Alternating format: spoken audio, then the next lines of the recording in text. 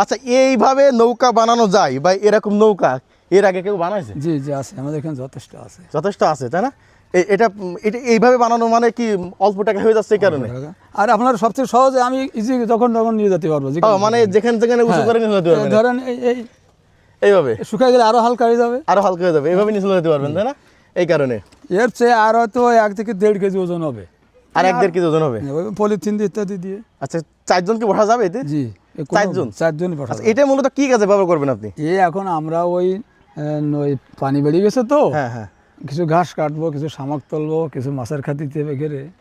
ও আচ্ছা আচ্ছা, এই কাজের জন্য। জি দেখেন একেবারে আনকমন, যে দেখেন এটা টাইটানিককেও ফেল করবে, যে চাচার একার বুদ্ধিতে নিজেই বানিয়ে ফেলছে 3 দিন ফেলায় এই যে একটি চটার নৌকা। এটা বাঁশের নৌকা বললে চলে, যেটা আপনারা দেখতে পাচ্ছেন, চমৎকার দেখতে, এবং আর হয়তো বা কয়েক ঘন্টা কাজ করলেই একেবারে কমপ্লিট হয়ে যাবে।